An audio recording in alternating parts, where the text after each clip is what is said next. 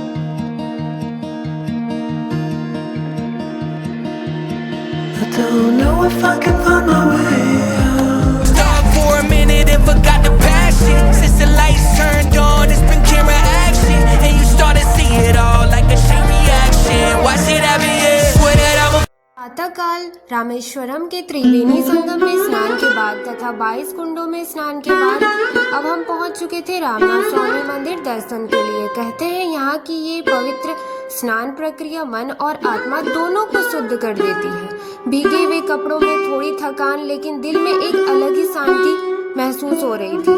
मंदिर के अंदर का वातावरण भक्ति और श्रद्धा से भरा हुआ था। हर कदम के साथ एक सुकून और एक आस्था का एहसास बढ़ता जा रहा था। अब हम जा रहे हैं धनुषकोडी, जिसे लास्ट लैंड ऑफ इंडिया भी कहते हैं, भारत का आखिरी छोर, जहां आगे सिर्फ और सिर्फ समंदर है, चारों तरफ पानी, तेज हवा और एक अजीब सी शांति। कहते हैं यहीं से श्री राम ने लंका जाने के लिए राम सेतु का निर्माण किया था।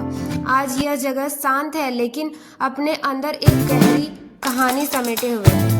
1964 में चक्रवात के बाद यह पूरा शहर वीरान हो गया था और आज इसे घोस्ट टाउन भी कहा जाता है। यहाँ खड़े होकर ऐसा लगता है जैसे समय थम सा गया।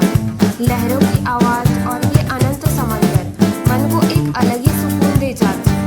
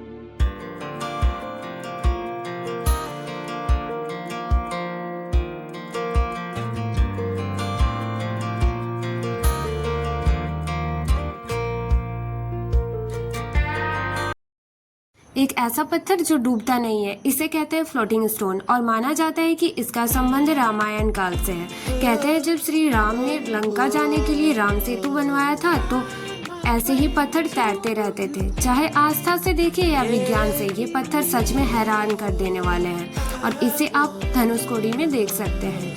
और इस पल को देखकर मन में बस एक ही बात आती है कि भारत में हर चीज के पीछे एक कहानी जरूर होती है।